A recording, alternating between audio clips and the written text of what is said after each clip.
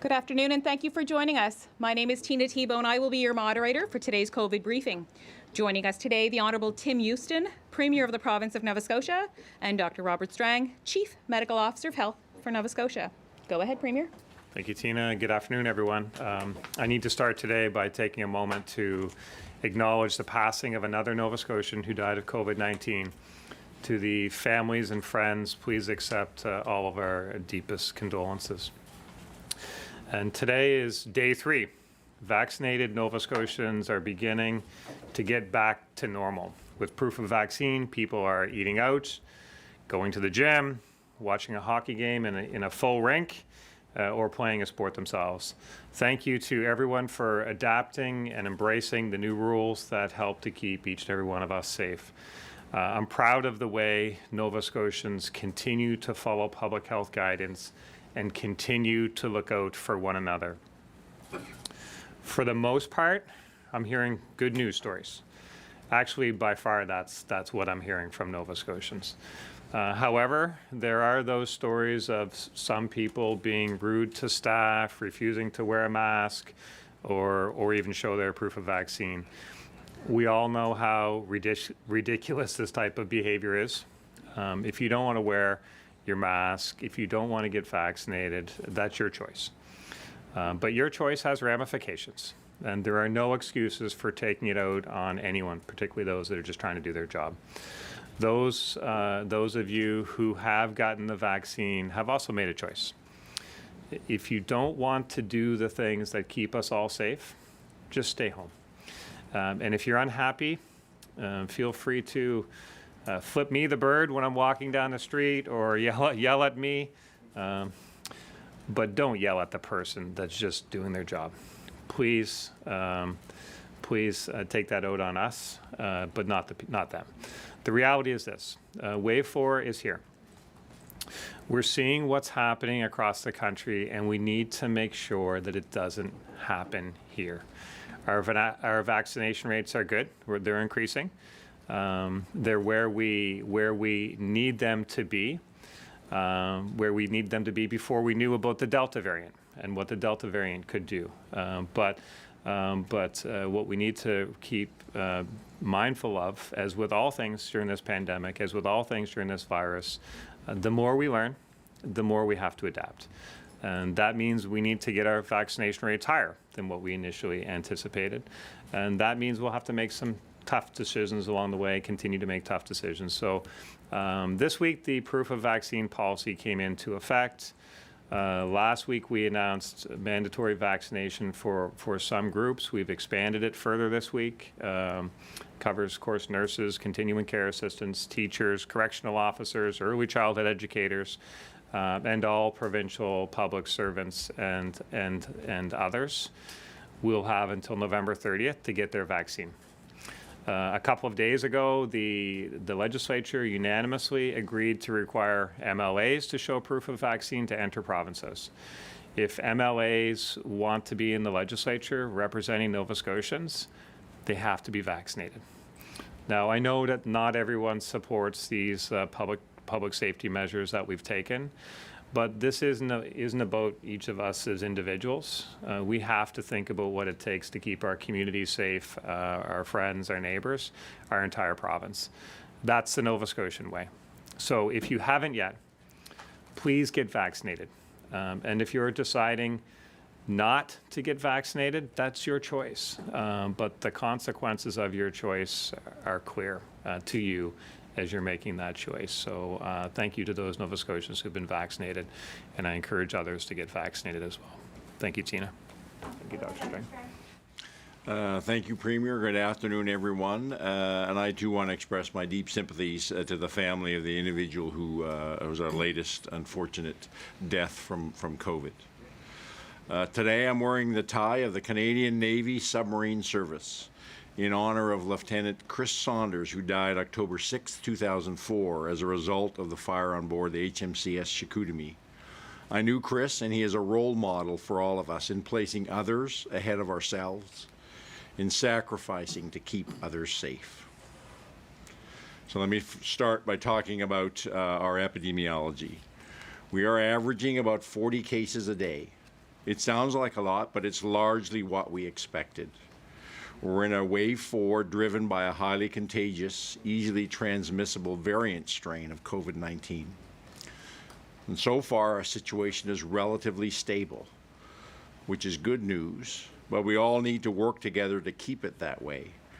We have some community spread, mostly in Metro Halifax, and most of the cases are in unvaccinated people, but everyone needs to be cautious and COVID safe in their daily lives in the days and weeks ahead, even if you're fully vaccinated. Today, almost 76% of Nova Scotians are fully vaccinated, and that number continues to grow. This means that we can handle a certain amount of COVID spread in the province with a limited risk of people becoming severely ill and our hospitals getting overwhelmed. But we cannot pretend we're not still in a pandemic. Just look at what's happening in New Brunswick. ICUs are full and they are now instituting lockdowns. We are in a good position right now, but if we let our guard down, things can change quickly. Our vaccination rates are high, but not high enough for the Delta variant. Everyone who can needs to get vaccinated, period. It is how we continue to keep each other safe. And we also need to keep doing all the safety measures we've been doing since day one of this pandemic. If you're feeling unwell, stay home and do the online or 811 screening to get advice on testing. And please do get tested if you've been exposed or have symptoms and are advised to do so. Continue to wash your hands frequently and wear your mask. And importantly, limit the number of close social contacts you have in your life. Even though we're opening up gatherings, our number of close social contacts should be small and consistent. And if at all possible, keep those to vaccinated people as your close social contacts. Let me address people's concerns about school cases. I know parents are worried about their children getting COVID, especially if they're too young to get vaccinated, and I understand that. Fortunately, for most children, COVID-19 is a mild illness, even with the Delta variant. In addition, our vaccination rates for children 12 and over are very high. Like everything with our COVID response, our approach to school cases is about balance. We need to balance the rare risk of severe illness in children with their overall well-being, which is impacted by not being in school. Our goal is to keep students learning in classrooms if at all possible. It's critical to their learning and their emotional, social, and psychological well-being. And this is especially true for elementary school ages, where online learning is much harder and social interactions are so important. Will we get cases in schools? Absolutely yes. If there is COVID in the community, it will also be in schools. But we are not at a point where we need to take extreme measures like closing schools. We have many layers of prevention. Staying home when sick, even with one single mild symptom if the person is unvaccinated. Getting tested, wearing masks, and increased public health measures at school when necessary are those layers of prevention. We're watching for widespread infections, and we have not yet seen that in a school, not even in a single classroom. Right now, we have 32 schools with COVID cases. 8 of them involve spread to another person within the school. And in all these 8 cases, this secondary transmission was within a single classroom and typically involves 1 or 2 other students. But there's been no schools where there has been a widespread within a classroom or spread beyond a single classroom. In some schools, there are multiple cases, but no spread within a classroom. And in these schools, we know that COVID is being introduced to a school in different ways from multiple points from the community, rather than being spread within the school or the classroom. So still, our experience throughout the pandemic, even right now in the 4th wave and what we're seeing currently in schools, is that the spread of COVID in a community poses the greatest risk to schools, that there is limited spread of COVID within the school environment, even when COVID is introduced into the school. If we have if we have 2 or more cases that are likely to be from transmission within a school, we do apply enhanced public health measures for that school. So we move them back to very similar to where we were in wave 3, keeping to classroom cohorts, reducing non-essential activities, and increasing cleaning within the school. And where necessary, we support the school and the surrounding community with mobile testing and local vaccination opportunities. And we're doing that right now in the Fairview Clayton Park area. We will continue to see cases in the community and in schools throughout the 4th wave. High vaccination rate and mild symptoms in the vast majority of children means that we can have some tolerance for this. And I firmly believe that the risk of not being in school is greater than the risk of COVID. I believe that schools remain safe even though we may have some virus activity. But please be reassured, if public health feels that closing a school is necessary, we will not hesitate in collaboration with our education partners. In the meantime, please do not keep your kids out of school just because you're worried about COVID, unless you're directed to by public health. However, if your child is unwell, and again, even with one mild symptom if unvaccinated, please keep them home. We've had some schools where kids have been in school symptomatic for several days before they were actually taken to get tested. You can then keep them at home, do the online self-assessment or call 811. And if you have a rapid testing kit from school, use it. If your child is told to stay home, please follow the public health advice and make sure they have a negative test before they can return to school. For at-home testing, as we announced last week, all students in pre-primary to grade 6 will be getting a take-home testing kit. Each kit contains 4 tests and detailed instructions. And this pilot program will make testing of people with kids who have symptoms more accessible, and it supports the early detection of COVID-19. As I said, as the tests are distributed, which is starting today and will continue for several weeks, there'll be much more detailed information accompanying those packages of testing kits. And I do want to thank students and staff across Nova Scotia, especially those in impacted schools, for their hard work in keeping to the public health measures. As the Premier noted, the proof of full vaccination requirement came into effect on Monday. I've heard a lot of positive comments, and things are generally going very well. Many people are happy to be listening to live music or watching sports in full venues. Others appreciate the added safety of knowing everyone participating is vaccinated. Not everyone supports this, however, and we don't expect everyone to agree. But I do expect everyone to treat people with respect. And I'm very sorry that people in the frontline service industry are bearing the brunt of frustrations. This is not fair or appropriate. And I again ask everyone to be kind and compassionate to others.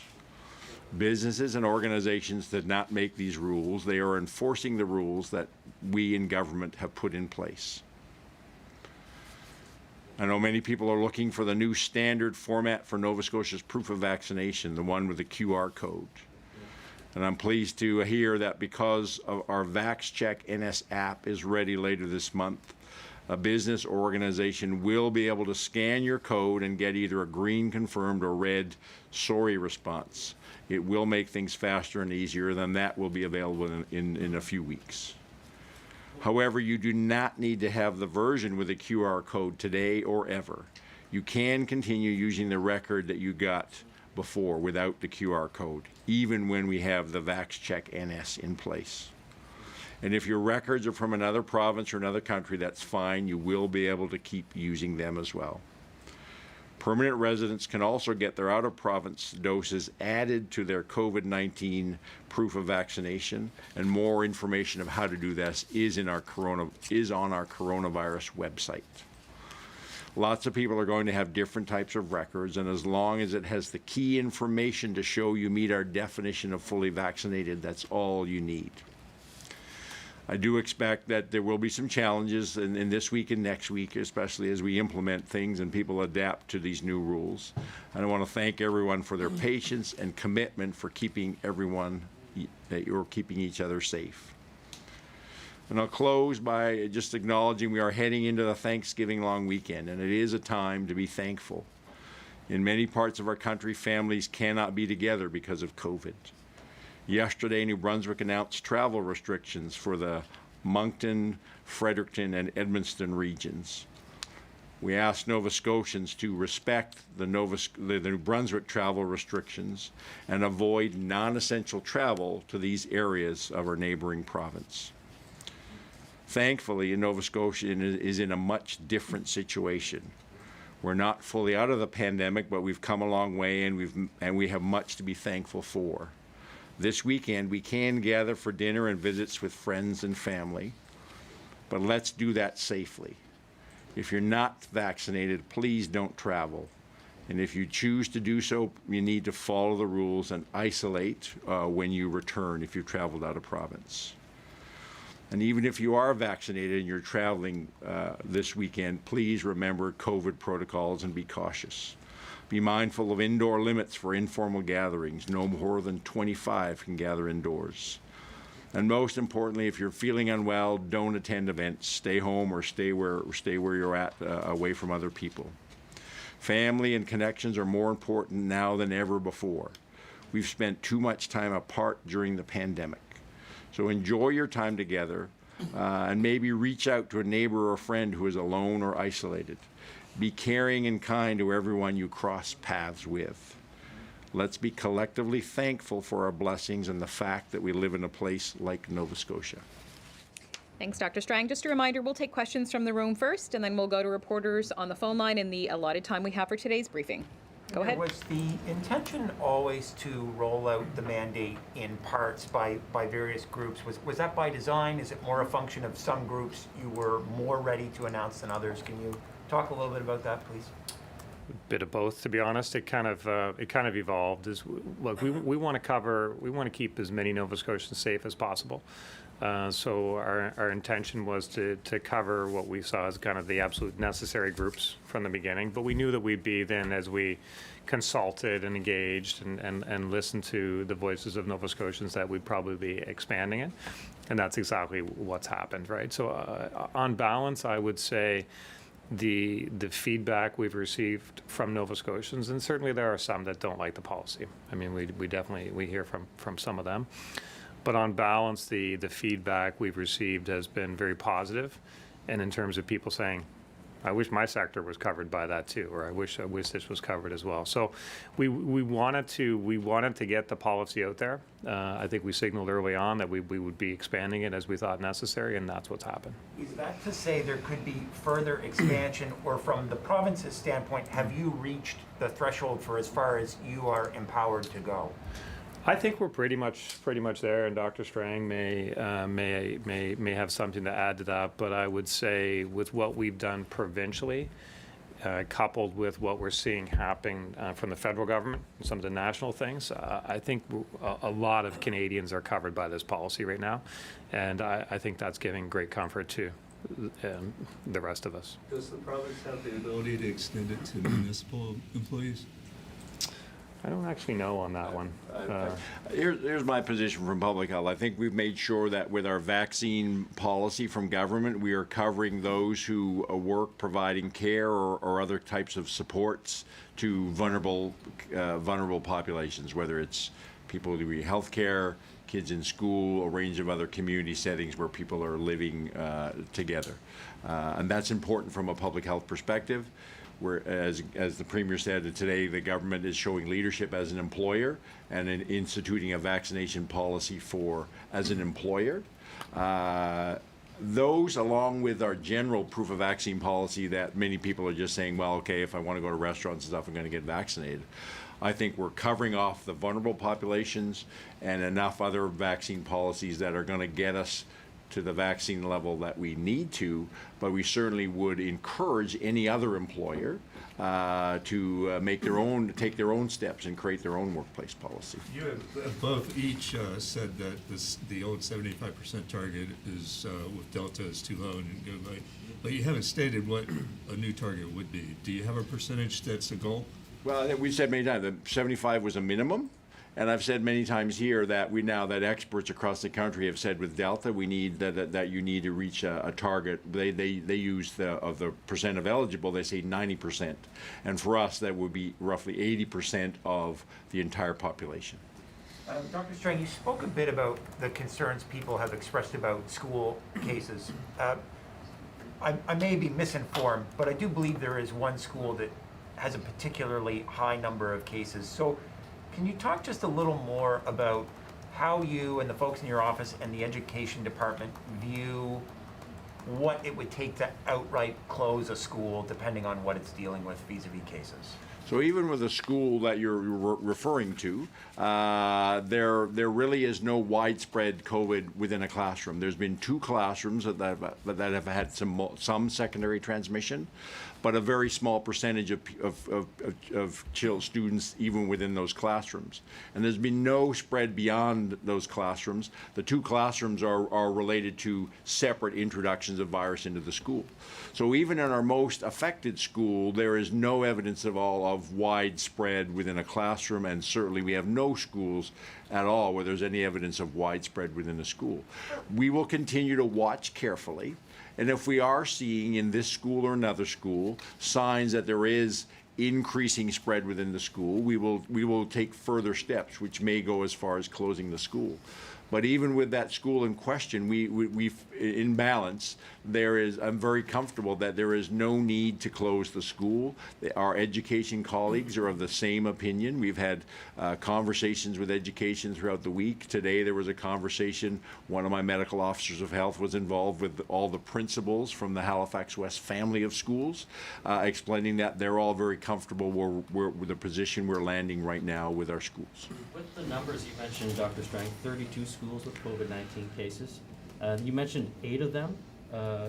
Is that 8 of them with spread of the virus within a classroom So setting now? out of the 32, there's 8 which have what we say enhanced public health measures, where there's been evidence of transmission from one person to another within the classroom, and then we imply enhanced measures, which is really, as I said, going back to where we were in the 3rd wave with our overall in schools. But beyond that, even, as I said, even in the schools that are the most infected, we are not seeing substantive numbers of spread within a classroom and no evidence of all of general spread within the school. But of these 8 or 8 schools, then, would we say there is then community transmission within the classroom? Is that the majority of them? There's been one case. There's been one secondary case, or one child or a staff has spread it to another person. In a few circumstances, we've had more than one, but never more than 4. So the range of secondary cases within a classroom is usually 1 to 2, but the full range is from 1 to 4. And so we're not, if you look at the average size of a classroom, we're not seeing widespread within a classroom, and there's no spread at all between classrooms, into the general school. This is our first example of potential spread within a school then. We didn't see a spread within schools, correct, in the 3rd wave? We did have some spread within schools. That I think if we look at our overall, if I remember correctly, when we looked at our numbers after the 4th wave, about 4.5% of all our cases in the 3rd wave were related to likely transmission within a school. For the parents of these students, whether they're in a school with transmission or not, you're saying don't keep your kids home unless you're directed by public health. What do you say to those parents? Obviously, some have been keeping their kids home. You must have heard from some who are worried about virus transmission. What do you say to reassure them, and are there any, negative consequences for keeping their kids home? So I understand parents have that right to make that choice. But what we're trying to help parents understand as making that choice is that it's a balance. that there is a low risk of low risk of spread of the virus within a school, even when we know that there's virus at the school, and we have to balance that up with our clear understanding, and this has been reinforced repeatedly by our pediatric colleagues at the IWK, that the best place for children to be for their educational achievement, for their social emotional learning, for unfortunately too large of a number of kids, school is the secure place in their community for a meal, for some other supports. So there are significant harms if not having kids in school. So we have to balance that out with what is the risk of COVID, what are the risk of not having kids in school, and that's where we will always continue to reevaluate, but right, as I said today, very clear in our conclusion, and our education colleagues are right with us, that right now there is no schools that it is not the best choice to have kids remaining in school. Dr. Strang, you spoke about the travel advisories that have been issued for New Brunswick. I believe there's quite a significant hockey tournament that's coming up in the Moncton area that draws folks from all over Atlantic Canada. Have you issued any type of guidance to Hockey Nova Scotia or anything else about whether or not folks ought to actually attend that tournament? Yeah, I had a conversation with the medical lead from Hockey Nova Scotia earlier this afternoon. Advised her around that we need to respect the New Brunswick travel advisory, and that going to a hockey tournament would not be considered, essential travel into the Moncton area where the tournament's being held. She was in complete agreement with that, and Hockey Nova Scotia will not be traveling to that tournament. We also know that Newfoundland is not sending a team as well. Also, in terms of New Brunswick, this coming Thanksgiving weekend, it's my understanding yesterday at their press conference, New Brunswickers were directed not even to gather outside their household for Thanksgiving dinners.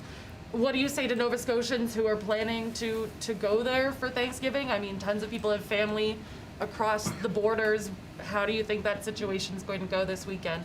So I think, again, we need to look at what is New Brunswick Public Health asking people to do. They're saying in 3 areas of the province, zones 1, 3, and 5, which is really the Moncton area zone, Fredericton area zone and west, and then up in the Edmonton area. They're saying non-essential travel to and from those parts of the province. So my strong request to Nova Scotians is that we respect those, help New Brunswick out, don't travel to those areas right now unless it's essential, and that also helps protect us here in Nova Scotia from, there's certainly increased virus activity in those parts of New Brunswick, so it helps reduce the chance of the virus being brought back here as well. Premier, you talked about this a bit last week when you announced the mandate for teachers and for healthcare workers, but do you have any concerns that this mandate now for the public service may result in services to the public being affected if a certain segment of folks decide not to go to work? No, I'm not anticipating any disruption of service. Certainly, we're always concerned, that there will be some people that just don't want to get vaccinated, and they feel so strongly that they don't want to get vaccinated that they'll put their own employment at risk. And we hope that that's a small number of people. But even to the extent that it's any number of people at all, I don't anticipate any disruption of service in Nova Scotians. Dr. Strang, this morning, a report was released about the outbreak of COVID at the Halifax Infirmary ward. I wonder if you have any comments on that. There were lessons that are supposed to be learned through that. I'm told I haven't not been able to been confirmed, so I won't name it, but that there's been an outbreak today at another hospital. And do you have any thoughts on all of that? So I'm aware of the report. I haven't seen the results of that report, so I can't really comment on that. I am not at all aware of an outbreak in a hospital in Nova Scotia. That has not been brought to my attention. And I'm very certain that it would have been if that is the case. Dr. Strang, I'm wondering about the QR code scanners in the app, just if you could explain it a little more. You said it'll be green, confirmed, or red, sorry, response. So is this like a regular app? Is it a special scanner? Like, will my phone that scans QR codes be able to scan a QR code, say if I'm having a house party and want to check that my friends have been vaccinated? Yeah, my understanding is, and you're, I'm not a technically savvy very much, but it's an app that will be made available to businesses, to organizations, and they can, if they can upload it onto their phone that they have there, and then they can use that app to scan people's QR codes. Not for the general public? Not for the general public. Mr. Premier, perhaps Dr. Strang, is there a timeline for perhaps entering a phase 5 part B once we reach that, say, 80 to 85% vaccination rate? Let Dr. Strang weigh in, but I mean, yeah, go ahead. So I think I'm focused on wave 4. What do we need to have in place to keep us safe for wave 4? And I think what we're instituting are the necessary measures. That my belief and my hope is that we don't need to go further, but always reserve that if we have to. But I don't anticipate us sort of going and relaxing further with as you said, with a phase 5B or whatever. I think we need to have what we have and monitor carefully, and then we need to watch the epidemiology as we're coming out of the 4th wave, and what might we be able to then start to relax, as we've always done, slowly and carefully, as we emerge out of the 4th wave. Did I, at the technical briefing last week, I may have misunderstood, but I thought there was some mention of the province giving scanners to businesses to use. That was me being, I was corrected by my Okay. folks. All right. That was me being not understanding the details of the program, my error. No, it's okay. So like any old phone could use it, could work? Yeah, any Okay. device is just an app that people that we'll make available. Our digital folks are working on the app that'll be made available in a limited fashion for those who need it, and they can use their own phones or whatever to upload the app. Have you had any further conversations with the business community or heard any further evidence from them to suggest that they may need some level of financial support from you to help with staffing up to accommodate this stuff? There's ongoing discussions. I'm not aware that there's any huge pressing needs. I mean, and just anecdotally, I mean, I've spoke to some people working in the service industry over the last few days, and they haven't indicated to me that there's been any major disruption. They already had a process. There's a little bit different process now, but on my understanding and all the information I have says it's not been overly disruptive. We'll continue to monitor it. And just on the technology bit and the scanning bit, I think it's important to note that Dr. Strang started a major rush to lamination of the vaccine cards when he announced that his family had done that. I know certainly in my extended family, a lot of people rushed out to get the laminated ones as well, and those will still work. So you can use those at your house party when you have that, but I don't know about the app. That, again, the message that you don't have to have the QR code. We're getting lots of people worried about how do I download my QR code. What you have works now, and if you choose to use it, you can continue to use it. So we're going to require anybody to use the QR code. It just makes it more convenient. So. Dr. Strang, you said that 40 cases a day wasn't unexpected, and in a previous briefing, I think the last one, you had mentioned modeling, saying that this would kind of peter out towards the end of November, I think, or into December. I'm wondering if you can give us, can that modeling just be made public? So that is federal modeling I'm referring to. We in my where I sit with other chief medical officers of health, the Public Health Agency of Canada has presented what they're modeling on what they anticipate the 4th wave will look like. So you'd have to approach them to get access to that modeling. We'll go to the phone lines now and take some questions from the phone lines. We'll start with Keith Doucet from the Canadian Press. Go ahead, Keith. Hi, one for Dr. Strang. I just wonder if there's any information or update on the potential for the booster shots for the wider population. Do you have any other information on that right now? There's lots of conversation going on around booster doses, waiting for, I know, National Advisory Committee on Immunization is convening next week to look at the evolving science on that. What I can say for certainly, as what we announced last week, so people with a specific definition of immune compromised, as well as people who had mixed schedules, so AstraZeneca then mRNA, and have to travel outside of Nova Scotia for work, they will be able to get for the immune compromised, their third dose in their primary series. For the travelers, a second mRNA dose of mRNA vaccine. They will be able to get that starting October 15th, and we will get more. There'll be more information coming out next week. We will continue to work nationally in the evolving science around where we might need to go further on booster doses. We are working within our long-term care sector now about how they roll out a booster dose of COVID vaccine along with flu vaccine for long-term care residents. Go ahead, Keith, with your follow-up.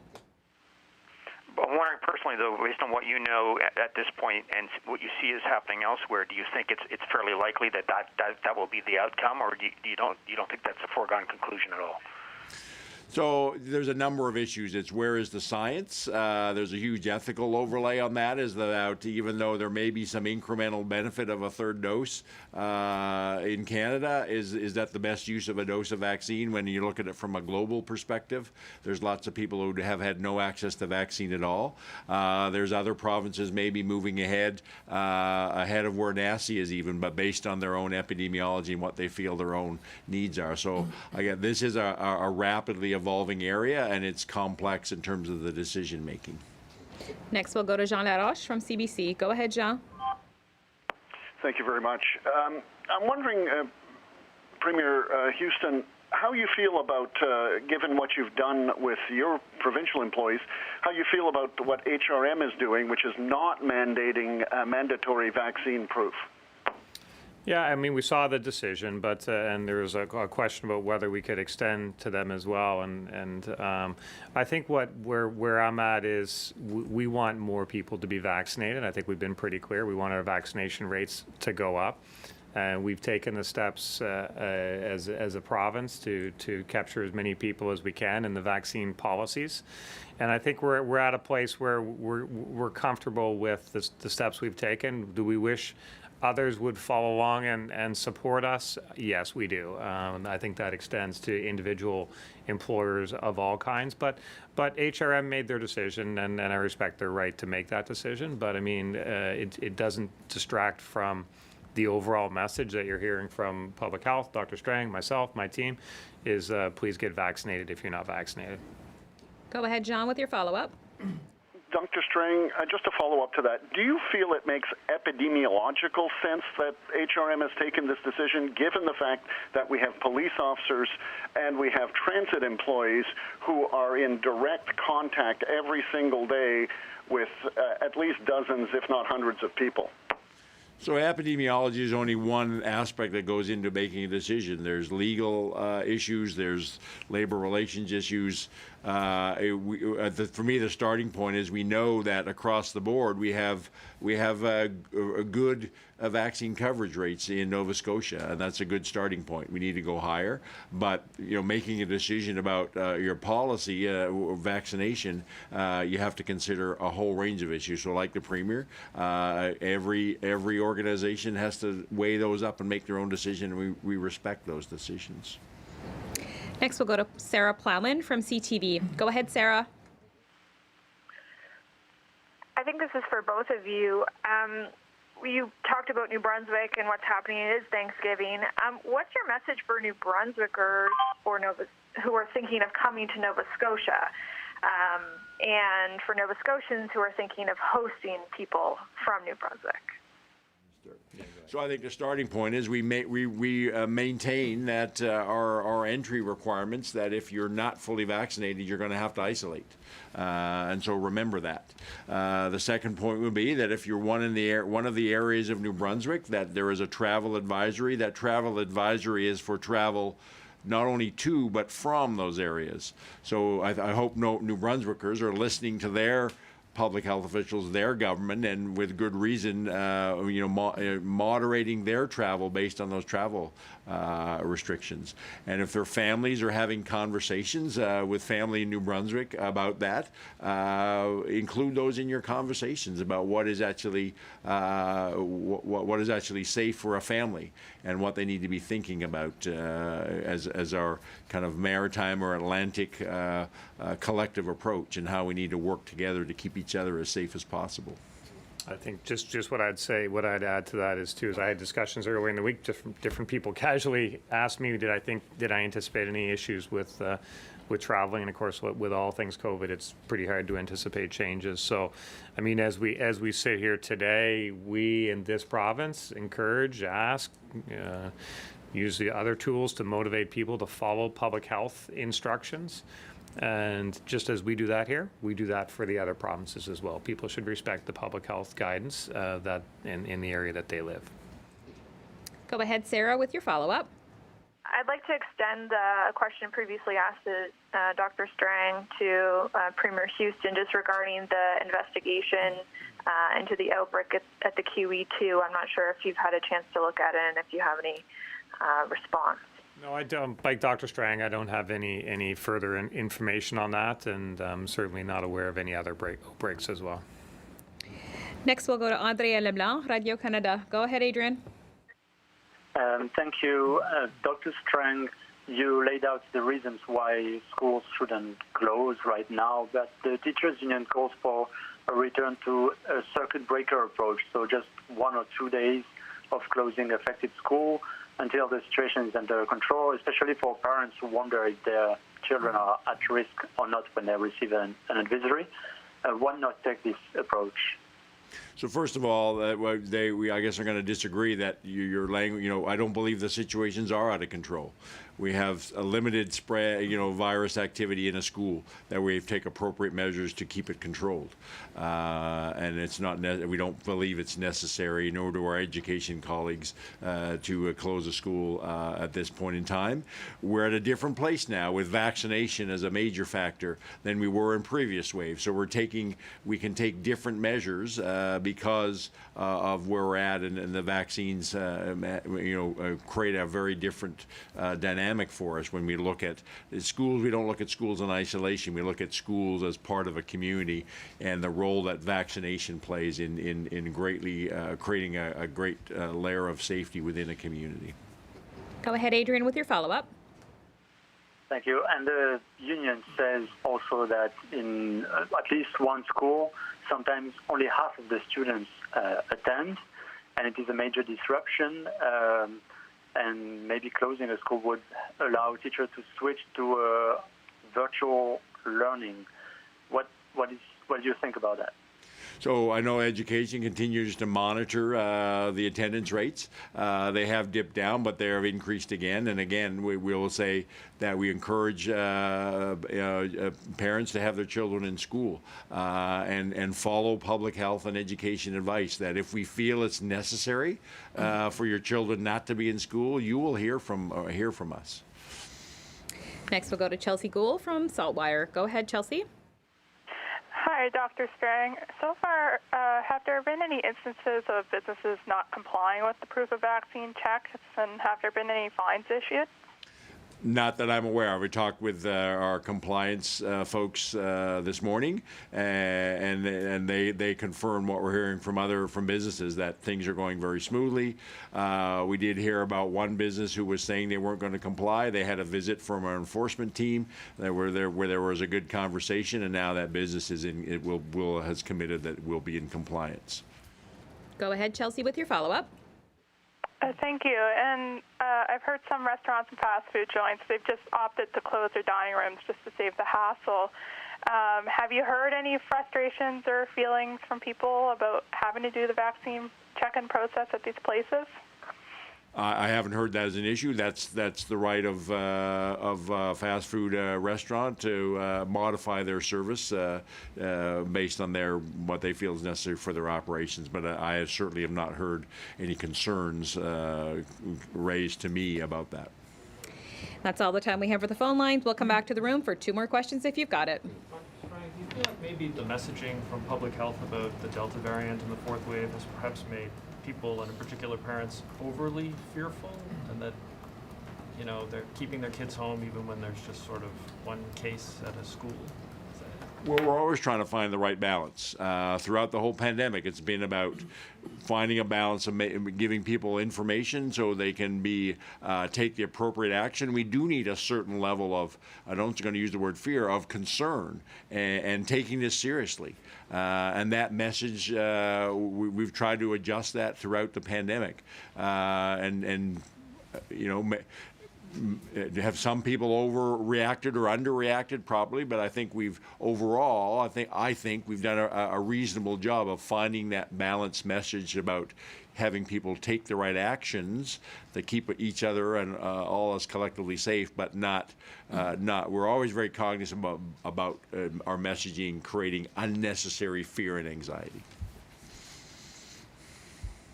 That's it. Go ahead, Premier, with your closing. Well, thank you, Tina. And thank you, Dr. Strang. Thank you. Lots of questions about schools. I know people are concerned about cases in our schools as parents, as caregivers. It's our responsibility to worry about our children. So I certainly appreciate the questions and understand that people are concerned about COVID. But here's the thing that I would leave people with. I don't think Dr. Strang and his team have steered us wrong yet during this pandemic. So if they tell Nova Scotians it's safe for their kids to be in school, I trust that advice. And I'm asking Nova Scotians to trust it as well, because I believe Dr. Strang and his team have earned that trust. Our goal is to keep students in school. Our goal is to keep students safe, keep Nova Scotians safe. And closing schools is a last resort. But if it's deemed necessary by public health, if public health recommends that it has to be done, of course, schools will be closed. We all know, and the experts will tell us, that having kids in school, especially younger kids, is what is best for them socially and mentally. So the best thing we can do for all our kids in school is to keep the spread of COVID down in our communities overall. That means getting your vaccine, staying home if you're sick, and following the rules to keep everyone safe. So I just ask that you do what is required, do what you can do to protect the people around you who cannot protect themselves. So thank you very much.